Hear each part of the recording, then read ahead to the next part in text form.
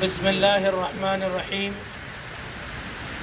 الحمد للہ رب العالمین والصلاة والسلام علی سید الانبیاء والمرسلین وعلی آلہ واصحابہ اجمعین اما بعد۔ اخیر تک آواز آ رہی ہے طلبہ کو؟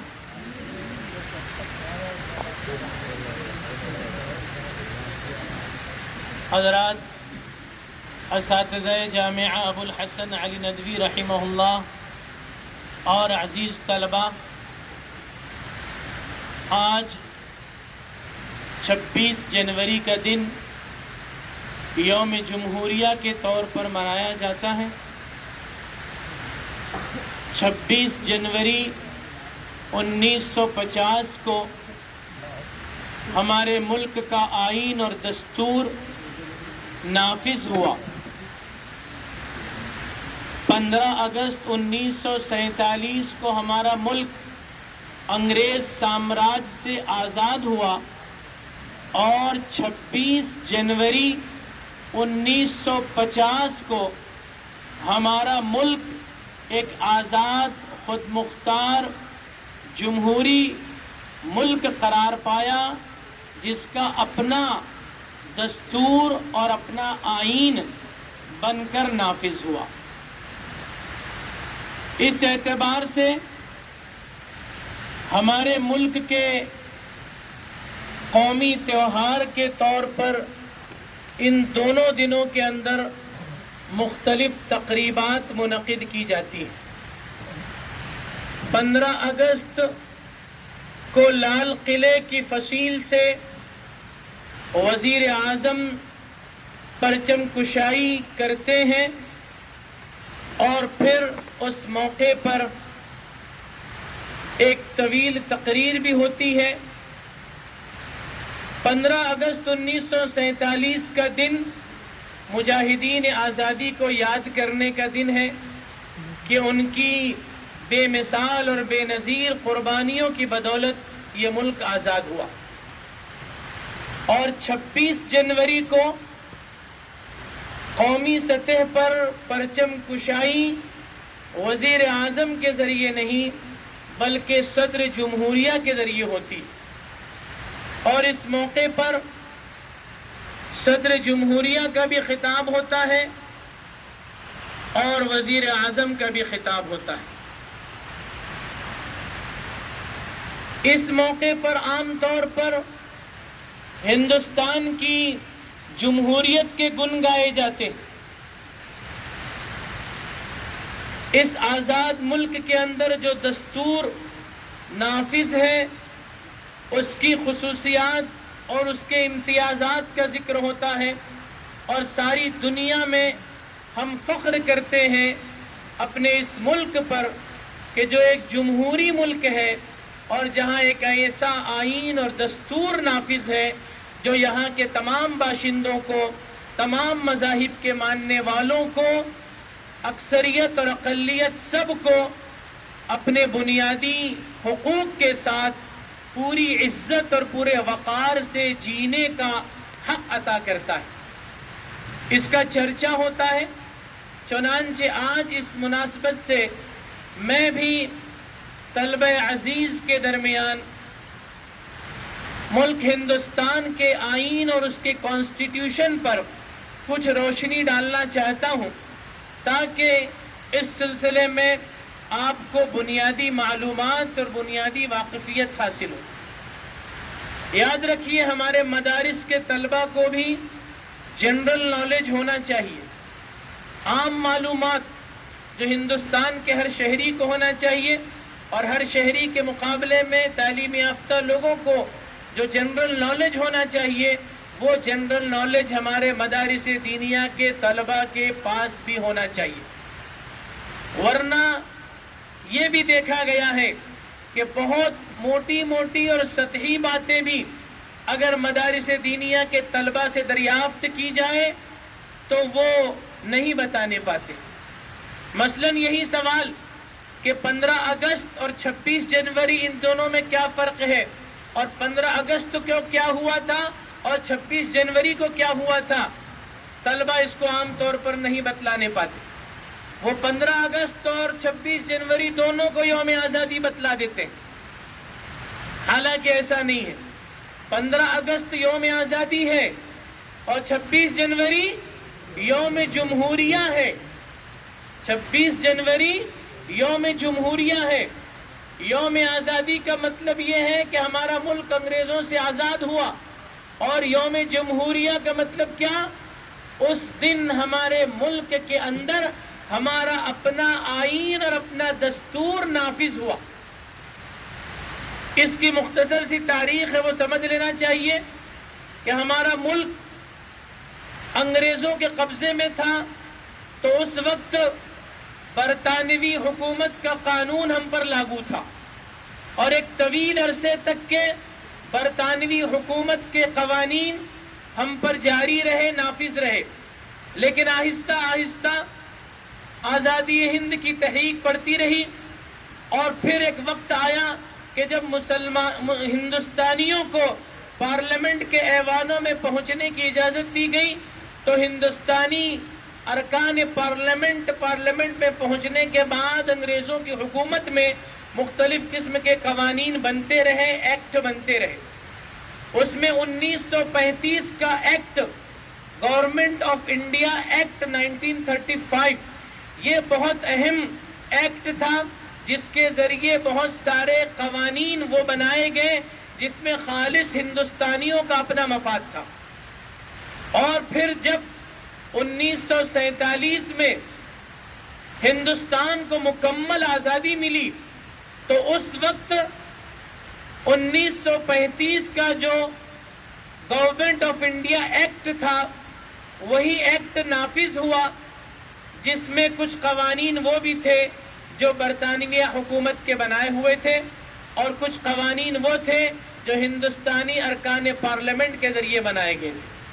لیکن جب ملک 15 اگست 1947 کو مکمل طور پر آزاد ہو گیا، تو اب ضرورت محسوس ہوئی کہ ہندوستان کا اپنا ایک مستقل آئین ہو، کہ جس میں ہم برطانوی حکومت کے قوانین سے بالکل بے نیاز ہو، اور ایک ایسا جاندار شاندار قانون بن جائے، دستور بن جائے، کہ جس کے ذریعے ملک میں رہنے والے تمام باشندوں کو ان کے بنیادی حقوق مل سکے، اور یہاں عزت اور وقار کے ساتھ وہ رہ سکے۔ چنانچہ اس کے لیے، یعنی آئین ہند کو وضع کرنے کے لیے، کانسٹیٹیوشن آف انڈیا کو ڈرافٹ کرنے کے لیے ایک دستور ساز مجلس بنائی گئی، جو 384 ارکان پر مشتمل تھی۔ لیکن تقسیم ہند کا واقعہ پیش آنے کی وجہ سے پھر اس میں سے بہت سارے ارکان چونکہ پاکستان کو اختیار کر لیا تھا انہوں نے، اس لیے دستور ساز مجلس کے ارکان کی تعداد 299 رہی، اور یہ وہ ارکان تھے جن کو پورے ملک کی صوبائی حکومتوں کے ارکان نے منتخب کیا تھا۔ اور چونکہ ارکان عوام کے ذریعے منتخب کیے جاتے ہیں، اس لیے یہ کہا جائے گا کہ دستور ساز مجلس کے ارکان کو بھی عوام ہی نے منتخب کیا تھا، لیکن بالواسطہ منتخب کیا تھا۔ یہ 299 ارکان تھے، ان میں بڑے اہم ترین لوگ تھے، پنڈت جواہر لال نہرو بھی تھے، مولانا ابوالکلام آزاد بھی تھے، سردار ولبھ بھائی پٹیل بھی تھے، ڈاکٹر امبیڈکر بھی تھے، اور اس طرح تمام طبقات کی نمائندگی کرتے ہوئے یہ ارکان منتخب کیے گئے تھے۔ اس دستور ساز مجلس نے مسلسل 3 سالوں تک محنت کی، اور دستور کو وضع کرنے، کانسٹیٹیوشن کو ڈرافٹ کرنے کا کام انجام دیا۔ بہت بڑے بحث اور مباحثے اور آرگومنٹ کے بعد پھر دستور کی شق اور اس کی دفعات فائنل ہوتی تھی۔ 3 سال تک کے اس مجلس نے اپنا کام کیا۔ ان 3 سالوں کے اندر 11 اجلاس منعقد کیے گئے، اور یہ 11 اجلاس 165 دنوں پر مشتمل تھے. ایک اجلاس کئی دنوں تک چلتا تھا. 165 دنوں تک 3 سالوں کے اندر 165 دن اس دستور ساز مجلس کے ارکان نے آپس میں بیٹھ کر غور و فکر کیا ہے، بحث و مباحثہ کیا ہے. اجلاس کے علاوہ غور و فکر جو ہوتا تھا وہ الگ ہے انفرادی طور پر. اجتماعی غور و فکر 165 دن تک کے چلا اور بالآخر 26 نومبر 1949 کو ہمارا یہ دستور فائنل ہوا اور دستور ساز مجلس کے ارکان نے اس کو منظوری دی. اس طرح یہ اہم تاریخ بھی آپ یاد رکھیے کہ 26 نومبر 1949 کو ہمارا دستور پورے طور پر بن کر تیار ہوا اور دستور ساز اسمبلی نے اس کو منظور کیا اور 284 ارکان جو موجود تھے انہوں نے اس پر دستخط کیے. پھر 2 مہینے کے بعد 26 جنوری 1950 کو ہمارے اس دستور کے نفاذ کا اعلان کیا گیا. 26 نومبر 1949 کو منظور کیا گیا اور 26 جنوری 1950 کو آئین کے نفاذ کا اعلان ہوا. چنانچہ جس دن آئین کے نفاذ کا اعلان ہوا ہے اس دن کو یوم جمہوریہ کے طور پر منایا جاتا ہے. جس دستور کو ہم نے تسلیم کیا ہے، جس دستور کو ہم اس ملک میں رہ کر مان رہے ہیں، بڑی عجیب و غریب بات ہوگی اور حیرت انگیز بات ہوگی اگر ہم نے کبھی اس دستور کو دیکھا ہی نہ ہو، اگر کبھی ہم نے اس دستور کو پڑھا ہی نہ ہو.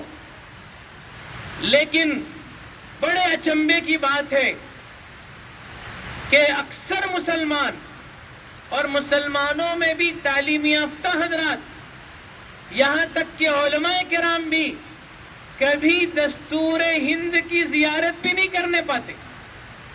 حالانکہ دستور ہند شائع شدہ شکل میں موجود ہے، کتابی شکل میں موجود ہے، دستیاب بھی ہے. اور آج تو انٹرنیٹ کا دور ہے، اگر انٹرنیٹ پر ہم سرچ کریں گے تو پورا دستور ہمیں انگریزی میں بھی ملے گا، ہندی میں بھی ملے گا اور اردو زبان میں بھی ملے گا. ضرورت اس بات کی ہے کہ اس ملک میں رہتے ہوئے جس دستور کو ہم مان رہے ہیں اس دستور کو ہمیں پڑھنا بھی چاہیے، اس سے ہمیں واقفیت بھی ہونی چاہیے، اس لیے کہ اسی دستور کے ذریعے ہم اپنے بہت سارے حقوق کو طلب کر سکتے ہیں، حاصل کر سکتے ہیں اور پوری عزت اور وقار کے ساتھ ہم رہ سکتے ہیں.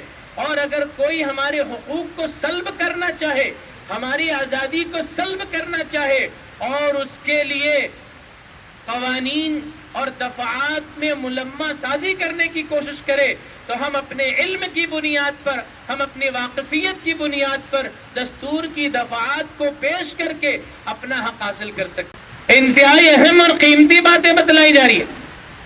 جامعہ میں یہ اصول رہا ہے کہ ایسے خاص موقع جب آتے ہیں تو اس خاص موقعوں پر بہت ساری قیمتی باتیں بتلائی جاتی ہیں جس کا تعلق جنرل نالج سے ہوتا ہے، معلومات عامہ سے ہوتا ہے. اور ہم یہ چاہتے ہیں کہ جامعہ کے طلبہ اس معاملے میں جو ہے بہت نمایاں اور ممتاز رہے کہ ملکی حالات کے پیش نظر ان کے پاس معلومات کا ایک ذخیرہ ہونا چاہیے. ہونا تو یہ چاہیے تھا کہ آپ ڈائری لے کر آتے، آپ کچھ کاغذ اور قلم اپنے پاس رکھتے تاکہ اس کو نوٹ کر سکے. لیکن ایسا کوئی داعیہ جذبہ آپ کے پاس نہیں ہے. مولانا اطہر صاحب نے اتنی محنت کر کے پورے ترانے ملی کا خلاصہ پیش کر دیا، اس کی پوری روح کو آپ کے سامنے رکھنے کی کوشش کی، لیکن پتہ نہیں کتنے لوگوں نے اس کو سنجیدگی سے سن کر محسوس کیا کہ اس ترانے ملی کے اندر کیا روح ہے اور کیا اہمیت ہے اور کیا اصل پیغام ہے. کیا بات ہے اس ترانے ملی کے اندر کہ اتر پردیش کے وزیر اعلیٰ یوگی کو اس سے اعتراض ہو رہا ہے. اور وہ اس کو جو ہے اسمبلی کے اندر پیش کر رہے ہیں اعتراض کرتے ہوئے کہ مسلمان اس ترانے کو پڑھتے ہیں، مسلمان اس ترانے کو جو ہے گلے لگائے ہوئے ہیں، اس ترانے کے اندر جو نظریہ پیش کیا گیا مسلمان اس نظریے کو مانتے ہیں۔ کیوں انہوں نے پیش کیا اسمبلی کے اندر؟ کیا وجہ تھی؟ وہ ترانے ملی کے اندر جو پیغام تھا، وہ ترانے ملی کے اندر جو روح ہے، وہ روح مسلمانوں کے اندر ہے، جس میں یہ بتلایا گیا ہے کہ صرف ملک ہندوستان ہی نہیں، پورا جہاں ہمارا ہے، پوری دنیا ہماری ہے، اور یہ کہ ہم اس ملک کے اندر مسلمان کی حیثیت سے ہیں اور مسلمانی کی حیثیت سے ہم رہیں گے۔ ہم اس ملک کے اندر ہندو نہیں ہیں، ہندی ہیں۔ ہم کیا ہیں؟ ہم ہندی ہیں، یہاں ہندو نہیں ہیں، ہندی ہے، ہم وطن ہے، سارا جہاں ہمارا۔ تو یہ اصل پیغام ہے جس سے ان کو تکلیف ہو رہی ہے، حالانکہ یہ ایسی کوئی چیز نہیں ہے اس میں جو ہمارے ملک کے آئین کے خلاف ہو، آئین کی روح کے خلاف ہو، تو پھر ہم کو کیوں کہا جا رہا ہے کہ اس سے ہم دستبردار ہو؟ یہ پیغام انہوں نے دیا، پتہ نہیں آپ نے کتنا سمجھا اور کتنا نوٹ کیا۔ نوٹ تو کسی نے نہیں کیا، لیکن ذہن و دماغ میں اگر آپ نے اس کو نوٹ کر لیا ہو تو یہ بھی بڑی خوش آئند بات ہے۔ دستور ہند سے متعلق آپ کو واقفیت ہونی چاہیے۔ ہمارے ملک کا جو دستور ہے وہ اس وقت پوری دنیا کا سب سے بڑا اور سب سے بہتر مانا جانے والا دستور ہے، سب سے طویل دستور ہے۔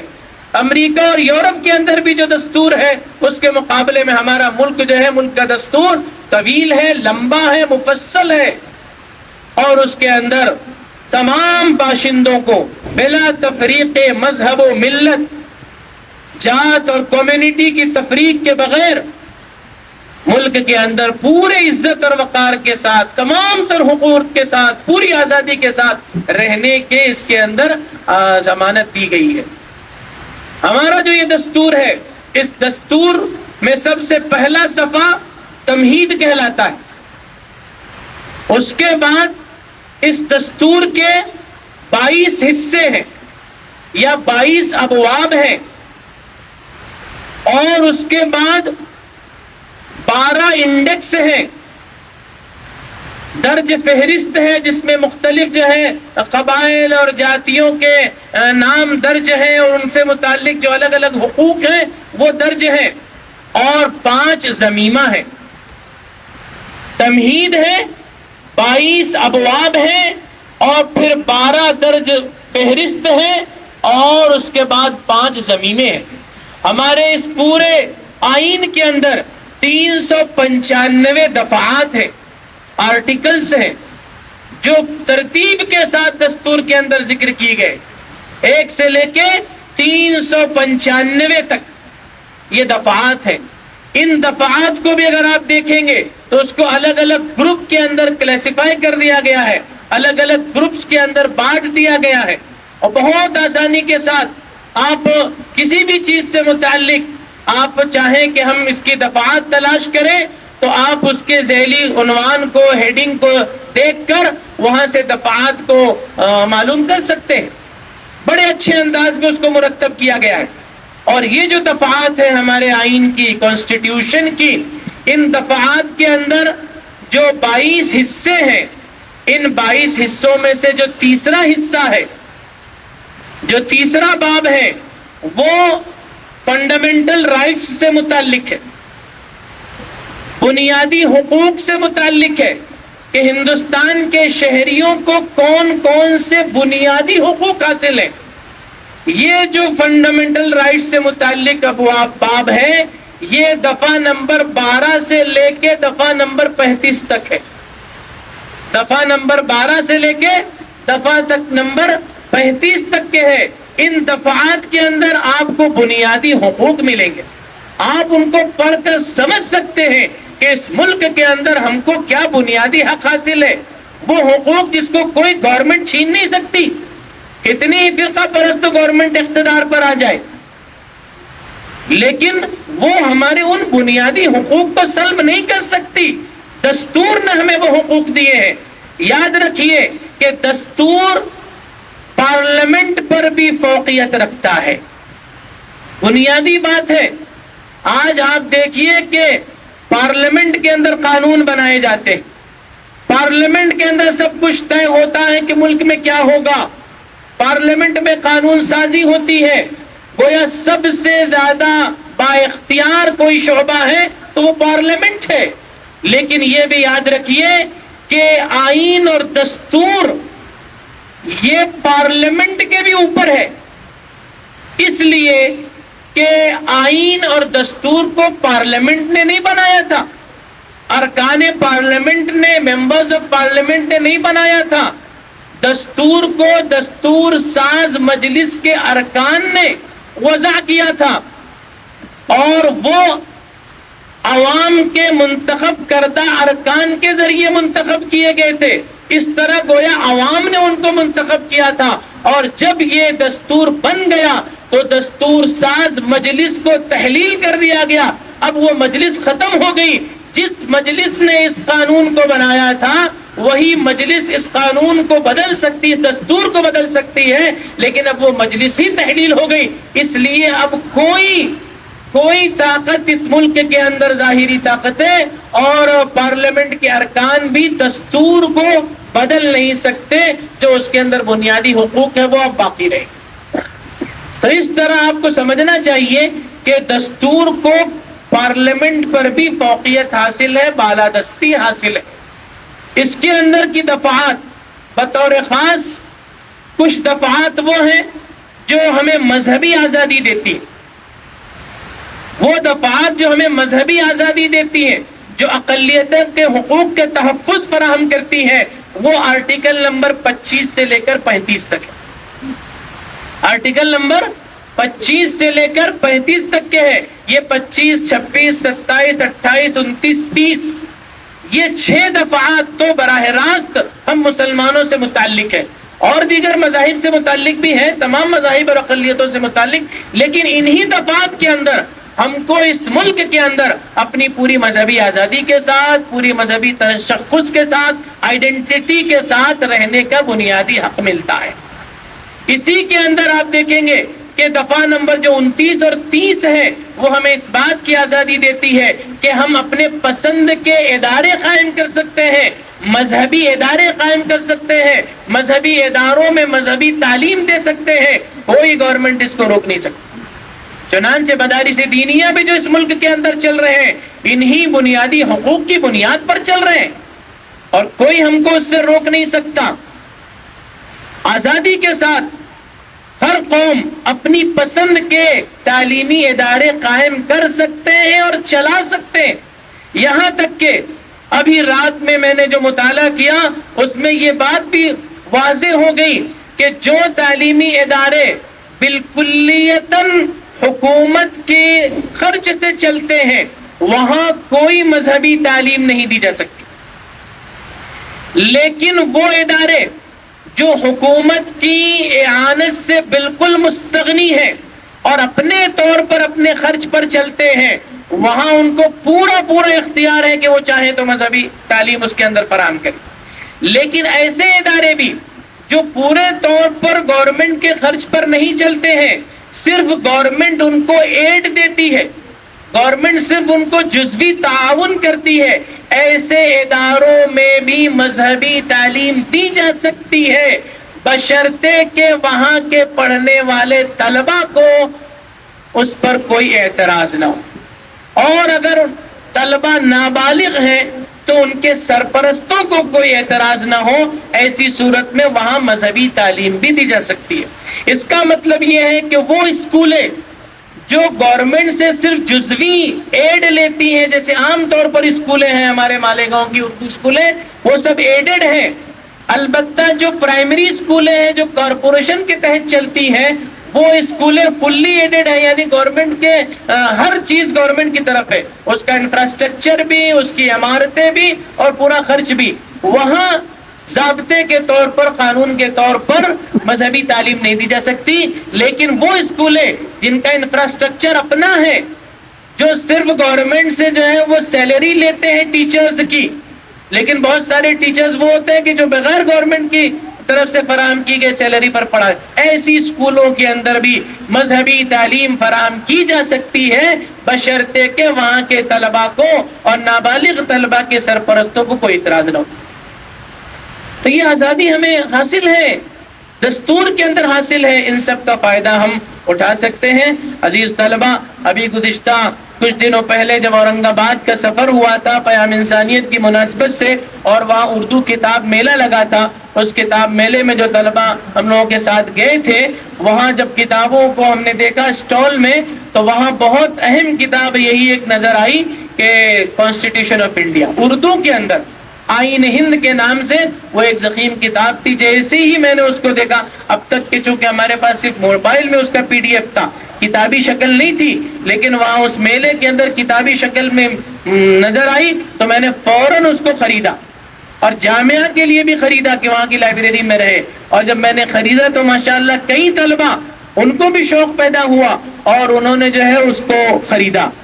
وہ اپنی ذاتی طور پر اس کو خرید کر لائے، یہ بڑی خوش آئند بات ہے. لیکن خرید کر لانے کے بعد آپ نے پڑھا یا نہیں پڑھا مجھے نہیں معلوم. اگر نہیں پڑھا ہو تو پڑھنا چاہیے، اور دوسرے طلباء کو بھی چاہیے کہ پڑھیں اور اس کو سمجھیں، اور گاہے بگاہے جو ہے وہ اس سے استفادہ کریں. یہ ہمارے کانسٹیٹیوشن آف انڈیا آئین ہند سے متعلق کچھ بنیادی باتیں تھیں جو میں سمجھتا ہوں کہ ہمارے طلباء کو اس سے واقف رہنا چاہیے. اور یہ جو باتیں آپ کو کہی گئی ہے، امید کرتا ہوں کہ آپ اس کو جو ہے محفوظ رکھیں گے اور اس سلسلے میں اپنی معلومات کو اور اپنے مطالعے کو اور بڑھائیں گے. وآخر دعوانا الحمدللہ.